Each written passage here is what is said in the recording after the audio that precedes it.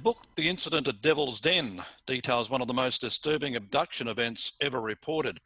In fact, it may very well have been the most disturbing. If you thought there were just good aliens, then think again. Terry Lovelace has been a lifelong experiencer. Recently, we did a 3-part series on some of Terry's childhood experiences, and we titled that Aliens in the Bedroom, and you can read that at arlhub.com. More recently, he discovered anecdotal proof of an experience when he was snatched from his sleep onto a craft while he slept, and he joins us now. Hello, Terry. Hi, Dean. Nice to be here.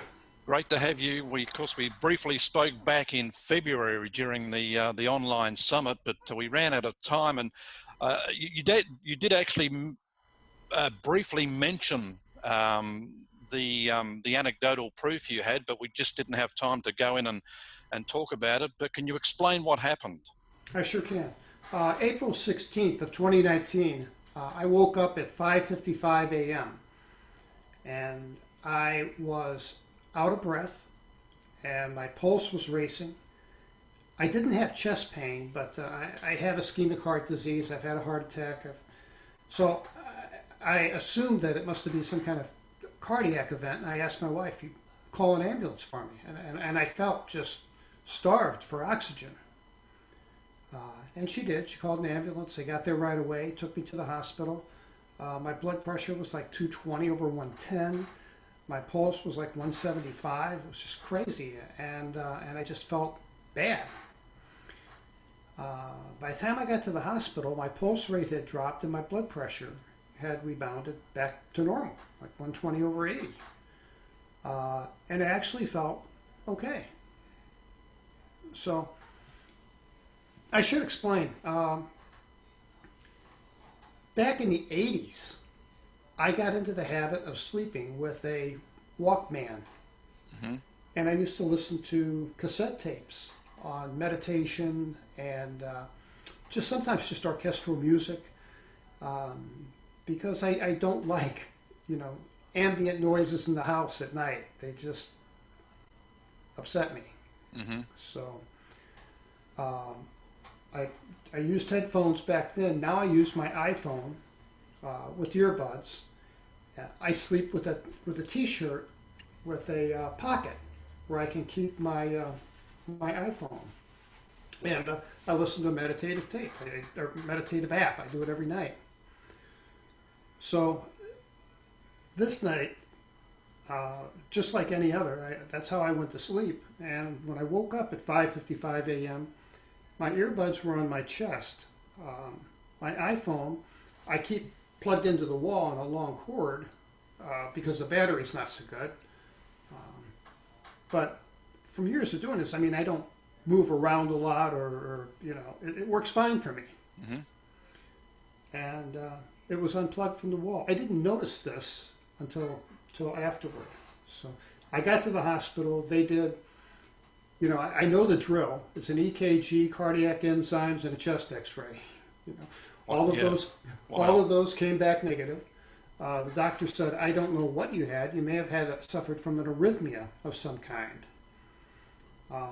But your rate is normal now, and I could keep you for observation overnight, or I could cut you loose. It's up to you." And this is 3 o'clock in the afternoon. I'd been there 7 hours. I said, 8 hours. I said, "Yeah, just cut me loose. I'd rather go home." So he did. And I just chalked it up to an odd medical event. And that evening, about 7:30, I went for my usual after-dinner walk.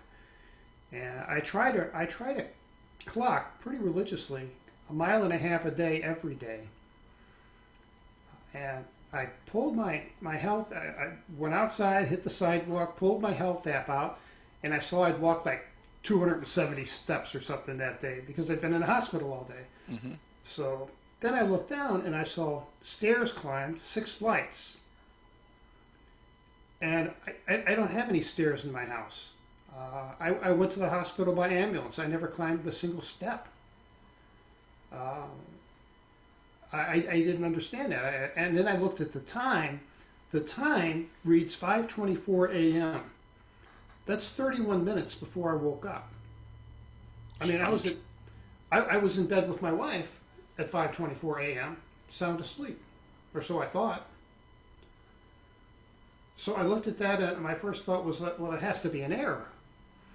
And what's interesting is the app has two panels to it. The one panel shows your daily number of steps, and then in this instance, flights of stairs climbed. And then there's a graph on a second screen, and that graph is an XY index with vertical lines that go up to show in 10-foot increments the amount of stairs that you've climbed. And then that bottom axis goes from left to right as time progresses. So normally, if I were, at a parking garage or something, or at some building where I actually climbed 4 or 5 flights of stairs, that happens every now and then, because I can't climb stairs real fast, that passage of time ends up showing like a step pattern. Right. As it goes across, where this was one single bar that went straight up. And that bugged me. And I decided I was going to take it to T-Mobile, my carrier, and ask them if they could do a diagnostic on it. And they did, and they said, I don't find anything wrong with your phone, but suggested that I take it directly to Apple. The Apple store took it and kept it for about 4 hours. I came back, and the lady said, I ran a diagnostic. There's nothing wrong with your phone. And I said, well, what does this mean? What does this indicate to you? And she says, to me, it's plain. It indicates that between 5:23 and 5:24 a.m., you traveled 60 feet up. Or your phone traveled 60 feet up. And she said, it's just that's very strange. So, and you can't actually recall any of it taking place? I can't, but I was troubled by some nightmares afterwards that I thought were disturbing. And after finding out that my phone didn't have a malfunction of any kind, I had just some anxiety about it. I just had that nagging feeling that, something's not right here. And I have a good friend who is a board-certified psychiatrist here in Dallas. I actually met him at a MUFON meeting. He's been in practice for 40 years, and in the last 20 years, he's had a lot of people come to him and say, doctor, you're not going to believe me, but I think I've been abducted. Or, I saw a UFO and I had an odd experience. Well, his medical training was to classify that immediately as delusional, and then look for some underlying organic reason for the delusion. And he was finding out that these people were, absolutely sane without mental illness or defect, and there was no reason for them to make up this story. And he said it just baffled him so much. He wanted to learn more about the topic. So I started going to MUFON meetings, and never spoke. He just liked to listen and hear people's stories. So that's where we met. And he said, I can regress you. He started regressing patients about 5 years ago. And he's got some, of course, privacy laws protect people's identities. But the stories themselves, as long as they're de-identified, are not protected under privacy laws. And he told me some pretty amazing stories that people told him. A couple of which being that they traveled through their ceiling, through walls, or through glass, and went up. And he said, we can hypnotize you and see if it'll help you recall. So we did that, and we did it in December, and I had a lot of trouble getting under or relaxed, but finally I was, and he took me back to waking up, and I was hooked up to a blood pressure monitor, and I had a pretty significant spike in my blood pressure because I had that anxiety all over again. But I could see in my mind's eye And he asked me, he said, go back earlier than that. He said, that's at 5:55. I want you to go back to 5:23 a.m. And I said, I remember a white light, and I remember traveling up, and my phone was plugged into an outlet, and it was pulling on my shirt, but it would have pulled my phone out of my shirt, but the socket's not real tight, and it pulled it. That's why it was unplugged. And I went up, and I recall going through dark attic, coming out the other side, and I know this sounds hard to believe, but I saw early morning sunshine scattering, and it was just before the break of dawn. Mm-hmm. And over me, I saw, I'm guessing 60 feet in diameter, a large saucer, and the entire bottom of the thing opened up like a camera lens or like a pupil would expand. Yeah. It just opened. And I went up into this thing, and at that point I had a lot of anxiety and my blood pressure spiked, and he said, I'm going to stop you here, this, because we'd been at this about an hour and a half, and he says, we're going to do a second session. Well, the holidays were here, and then one thing led to another, and I didn't get back for that second session before the coronavirus became common, and Yeah. so I'm waiting for that. It's not the kind of thing you can do via Zoom, unfortunately. Yeah. Were you able to tell whether there were other people on the craft? No, I was able to tell that I was going through this black void, and that's as far as I got. And So, and were you able to identify the aliens? no, I had the emotion of fear. I had the emotion of floating, which I actually felt the sensation again of floating. And I did not, I would love to go, I need to go back and be regressed again and take it from that point forward. Yeah. And as soon as I do that, I'll let you know. I have the hypnosis session on a digital card that the doctor made for me. So I could get that to you somehow if you'd like to, Sure. like to look at it. Sure. Terry, does it make you kind of angry that they can just come and take you at a whim's notice? My anger is abated just a little bit. In 1977, I was very angry. I was a very angry young man. And I'm angry because not only did it happen, and like you said, they can do it at their whim, but the after effects. I have a lot of difficulty sleeping. I have to sleep in a certain way with the drapes drawn tight, the door open, and I won't cut across an open field, ever. I'll walk around a mile and a half, but I feel vulnerable being out. So, it's changed my life in ways. But I also kind of temper that with the fact that had these people wanted to, or whatever they are, wanted to kill me or take me away for some nefarious purpose, they easily could have done so. And they didn't. They put me back. So I guess I'm not as angry as I could be. I'm certainly not as angry as I used to be, but maybe more fearful.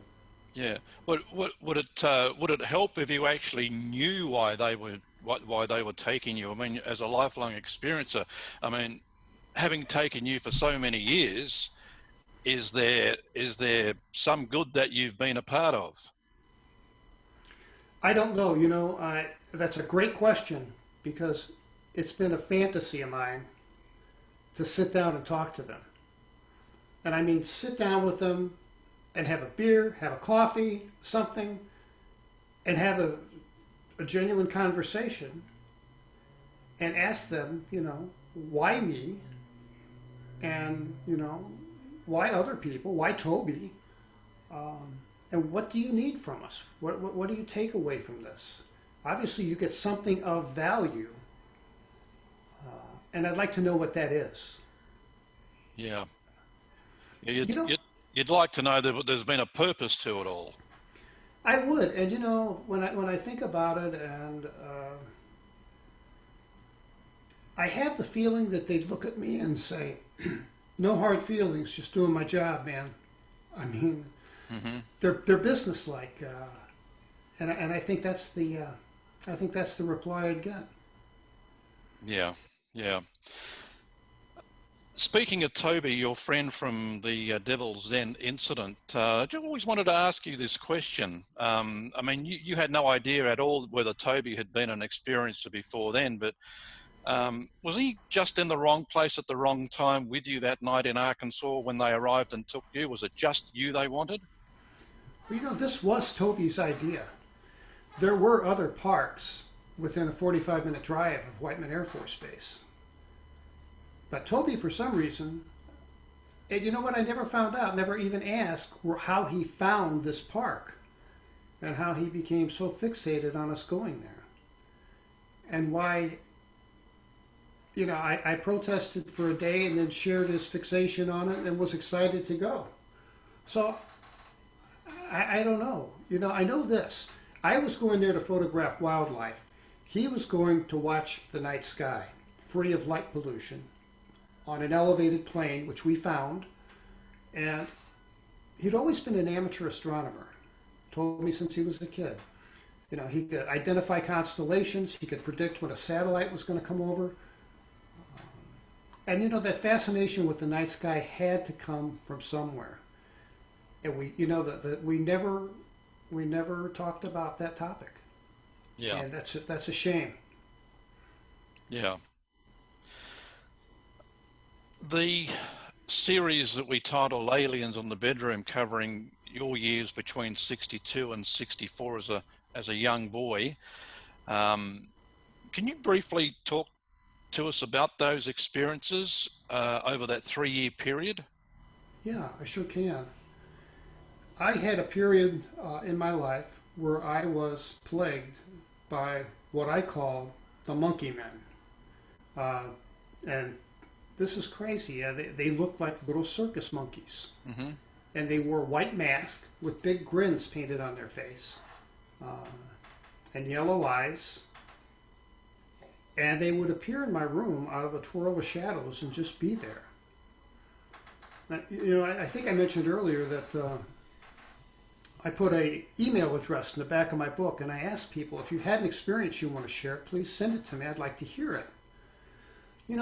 I've had people write and tell me that when they were a kid, they had raccoons, owls, lots of owls, deer, cartoon characters, orbs of light. So I think these things manifest in a way that they think a child will find benign and non-threatening. Right. And because one of my nightmares, and this is telling, one of my nightmares that I've had since Devil's Den, actually before Devil's Den, when these monkeys would come into my room, there were always 4 of them, and the one closest to the head of the bed, the closest to my head, would hold out a paw and say, come with us, Terry. And he would ask. They didn't just capture me. He would ask, why don't you come with us? And in my nightmare, I have this dream that I'm back in bed as a child, and I see this monkey paw. And then while I'm looking at it, it morphs into 4 long gray fingers. And that's it. I wake up, screaming. I find that really frightening for some reason. And on the face of it, it's not that frightening, but boy, it sure has that effect on me. Yeah. You mentioned there were 3 significant events over was it a 2 or 3 week period that really stuck out about that time? Yeah. Well, let me tell you too about my friend and bring Ernie in. Mm-hmm. My best friend, we didn't go to school together. We went to different schools, but we met at the park and we became fast friends. And the incident I think you're alluding to is where they came into my room and my parents wouldn't believe me. Nobody would talk. I had nobody to talk to about it, and I was angry. And I knew that my dad had a pistol. He had my grandfather's .32 caliber Smith & Wesson revolver. And you know, if people think that they have children and their children don't go through their things, they're probably wrong. I mean, in my case, I certainly went through my parents' things. Absolutely, absolutely. So I knew at the back, in the back of the bed, there was a bed, you know, a backboard, and right behind that backboard was a board that ran, a 4-inch tall board that ran, and he kept two things back there. He kept the .32 caliber revolver and a big railroad flashlight that my uncle gave him. So I was determined that I was going to shoot these things, and that was my plan. And that's because I'd had a series of really bad dreams, and you know, my parents were like, "Look, you can't sleep with us anymore. You know, we'll leave the hall light on, but you got to stay in your room." And you know, I had upset the household. You know, I had two sisters sleeping just across the hall from me, and they would hear me scream at night, and disrupted their sleep. So yeah, I was a pretty angry little kid. And you were only 6 at the time? 6. Yep. Yes. 6 turning 7. And it happened near my birthday. Because I know I felt, well, I'm 7 now. I'm probably able to handle a gun. You know. Yeah. It's. Mm-hmm. As a child, I'd only heard guns on television, and I had one person in the world I could really trust, and that was my good friend Ernie. And I told him the story and about the monkeys. And you know, he declined any invitation for a sleepover after that. Yeah. And he said, you know, well, I'll help you. What do you want to do? How do you want to get rid of these things? And his idea was to capture one. And I said, no, I don't think that's going to work. And I said, I think I need to kill one. You know, morbid thoughts for a 7-year-old. Mm-hmm. And he said, okay, well, how are you going to do it? And I said, well, you know, my dad's got this gun. And I said, I'll get his gun. And when they come, I'll shoot the one closest to my bed. And if I can, I'll shoot all 4 of them. And Ernie said, great idea. You know, one 7-year-old helping another. Yep. And he said, well, what do you do if you miss? And I had never thought of that. And he suggested that we go to the park. There was a big city park about a block and a half from us, and test fire the gun at a target to make sure that I could handle the thing. So I had a toy cast iron little cowboy gun that I played with and twirled on my finger and tried to get comfortable with the feel of a handgun. Mm-hmm. I thought that would be helpful. And you know, we were kids. We came up with this big plan. We wrote out a plan. We drew a map. You know, even though it's a block and a half from where we live, we both, you know, could go there blindfolded. And Ernie wanted to do it late in the evening, and I didn't want to because at this time I wasn't real comfortable being outside after dark. But I suggested, why don't we do it first thing in the morning, on Saturday morning? And he said, sure. So he said he'd make some targets. He took some cardboard and a magic marker and drew these monster-like things on pieces of cardboard, you know. Mm-hmm. And got to my house at 7 a.m. Riding his bike with these things under his arm. And the previous evening after dinner, I went upstairs and took my dad's gun. And I went wasn't loaded, and I knew where he kept the cartridges. They were in a desk drawer, pardon me, a bureau drawer back of where he kept his underwear. And I went in and I grabbed a handful, like I think it was 7 that I had, and I loaded the gun. And I remember thinking, "My, this is a lot heavier than my toy." Yeah. And, as a kid, the only point of reference I had for how loud a firearm was what I saw on television. So that's what I was expecting. I was expecting noise at that level. Well, of course, that's not true. So Ernie got there and we drove to the park.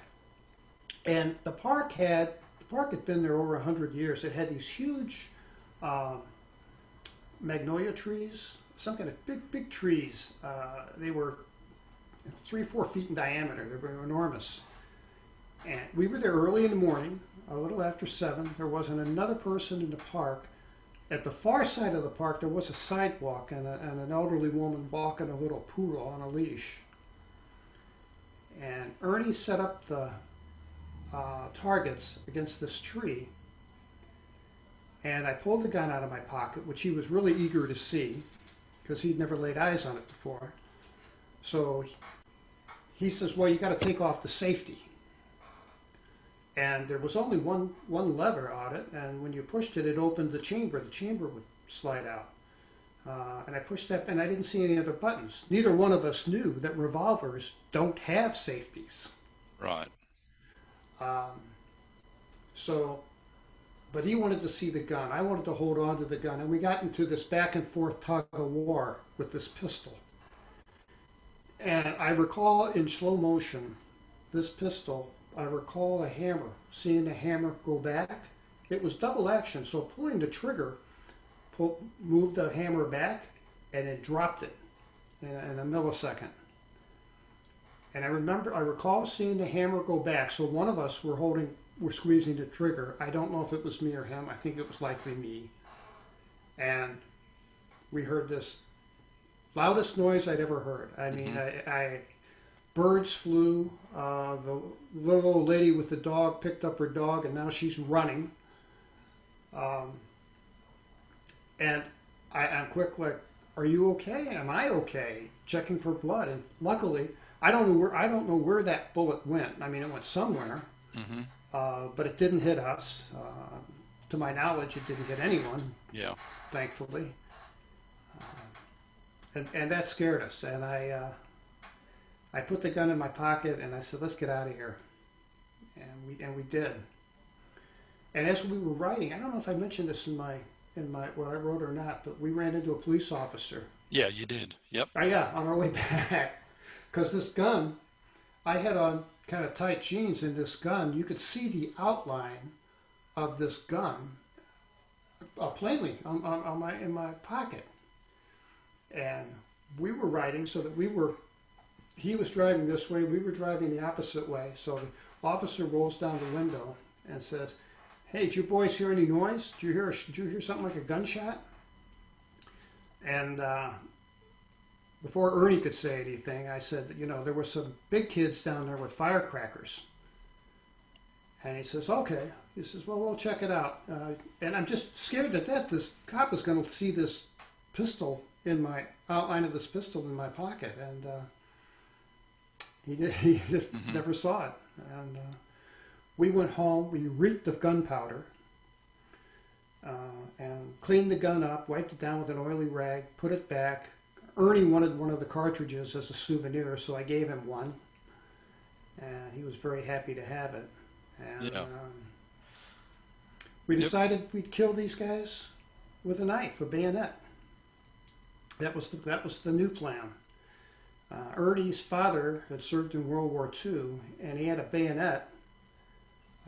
It was a big, lethal-looking thing, especially in the hand of a 7-year-old. So I was determined that I would keep this thing under my pillow at night, and then under the bed during the day, under the mattress, so my mother wouldn't find it. And when these things come, I'd stab one to death. and made I took a beanbag chair and practiced the stabbing motion with this thing and wanted to feel comfortable and proficient with it. And I mean, I think that just speaks to the level of my anger. Yeah, yeah. And my fear. So every night when I went to bed, I'd pull this thing from underneath the mattress and put it under my pillow and wait for it to happen. And a few weeks went by and nothing happened. I went to bed one night, and that night I did not pull it out from under the mattress and have it under my pillow. And that's when they came. They showed up. And that's when they showed up. That was was that probably the most terrifying of the experiences you had in that period? When they took you on board the craft? Yeah, it was. You know, the trip there was terrifying. The monkeys were terrifying. But on board the ship, and this is crazy, but I have an independent memory of this. There was this woman that I called Sue. And she looked like a petite Asian woman. I called her Sue because in our neighborhood, we had an Asian woman. She was Japanese, married to an American GI, and her name was Sue. So that's what I called her. I called her Sue. And I recall that when they would take us, we'd be in this white domed room and like a gray padded floor, and there were always other kids there. They weren't kids that I recognized from the neighborhood, though. There were none of them that I could recognize that went to my school or that I had seen before. But for the dozen or so times or more, it was always the same group of kids. Mm-hmm. And we played with these geometric figures. And I don't know if I said this in my writing or not, but there was a cube, a blue cube, that had no weight to it. I mean, it was like it weighed nothing. And we each got one, either blue or red, and the object was, Sue told us that she wanted us to move it with our minds. And some of the kids did this right away. I got frustrated because I couldn't do it. But on a subsequent visit, I did. I focused on this thing and it flew across the room. And that was kind of what I was visualizing it doing. Mm-hmm. And every time one of us kids did something like that, she heaped praise on us. And it was fun. And I saw Sue as a very maternal-like figure. I was not afraid of her. There was another girl there. We were all 5 through 7, maybe 8 years of age. There was an older girl there who was maybe 12, who was kind of like Sue's assistant or something. She kind of took an arm's length approach to us kids. She didn't play with us. But what was funny was she had the pigtails, and she had on this 1940s vintage short skirt like they used to dress little girls in, mm-hmm. with white socks and like patent leather shoes. And I believe she always had a jump rope with her, although I never saw her use it. But all of us kids were afraid of her. You yeah. know, and but Sue was okay. But it wasn't always fun though, was it, that particular night? No.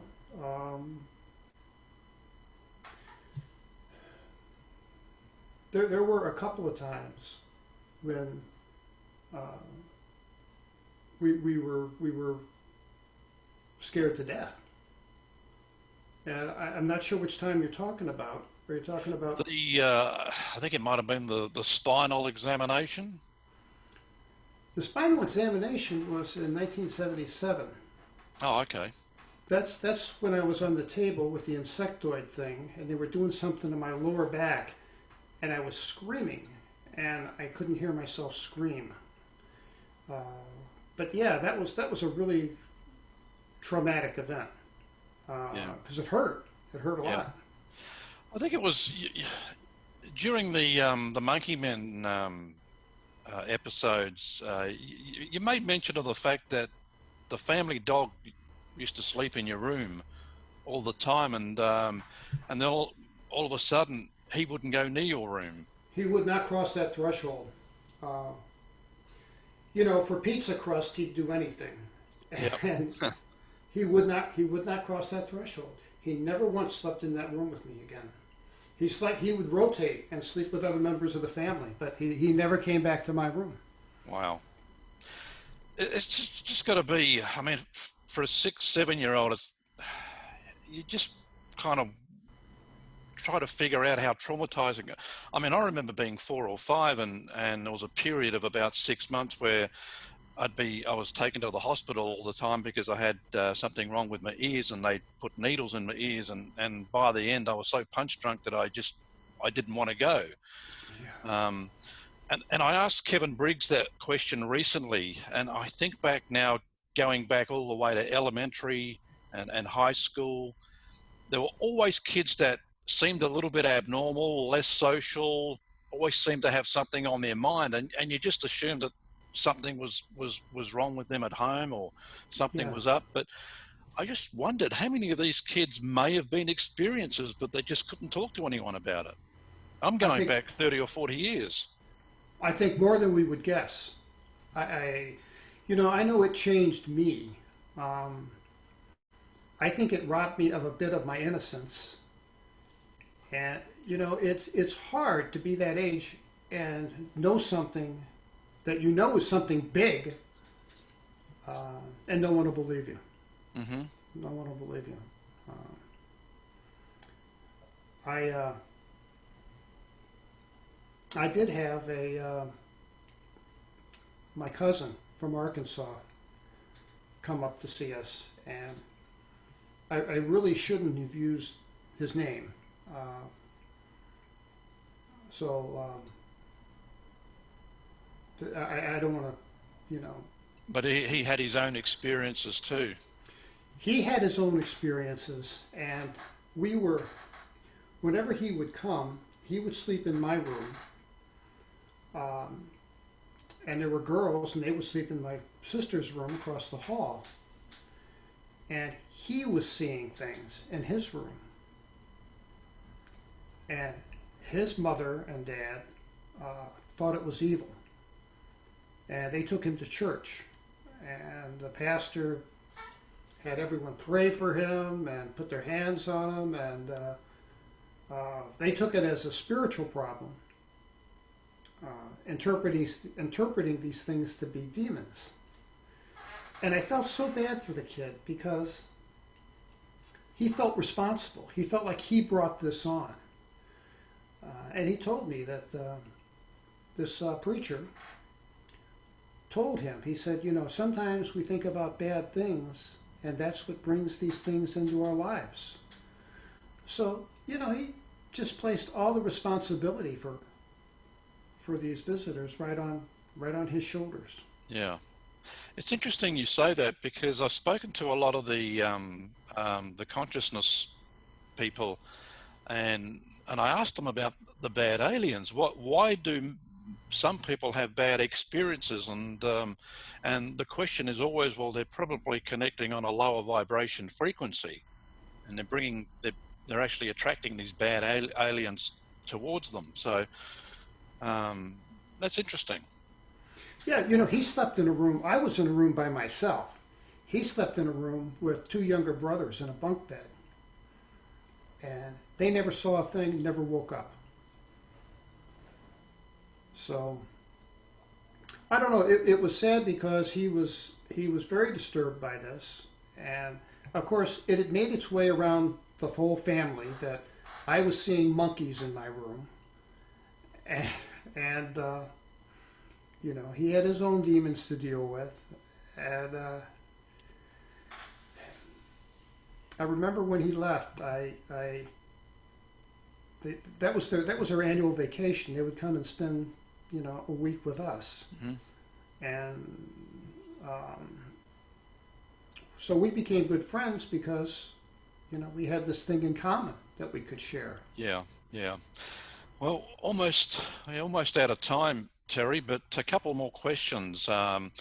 Another question that I put to Kevin, and it concerns the whole ufology community as one. At the moment, we've got the consciousness community, the CE5 experiences, the close encounter experiences, and then there's the mainline UFO community. And when I first came into this, I immediately recognized that there seemed to be a divide between the two. In fact, there seemed to be some unpleasant things being said from one side to the other. Do you see that? Do you think that divide is starting to close? Because I think until we all come together as one, and we're talking disclosure, I'm not sure whether much is going to happen. I recently had a negative experience, and that I spoke on a panel with Nancy Tremaine, Doug Ald, some other people that are good, nice, reputable people. Yep. And but one of the panel members was not, and I had a negative experience of being, for lack of a better word, cyber stalked or cyber bullied by this guy, and I had to resolve that issue. But it shocked me because I didn't realize there was such a divide, but there sure is. I agree with you, and it's a shame because I really don't see the reason for the division. I think because I've come to think of this consciousness thing as much bigger. Maybe even like the universe is a conscious thing. Mm-hmm. So the idea of consciousness, I don't see it as the two can go together. They're not mutually exclusive. No. Well, I've had, well, I won't say pushback, but I just found it hard to comprehend, especially from those on the mainline UFO community side. But I get the feeling that there have been people from that side who are starting to really understand what consciousness and CE5 and all that means, and a few of them are actually starting to suggest that the consciousness community probably holds the key to full disclosure. I think that's very possible.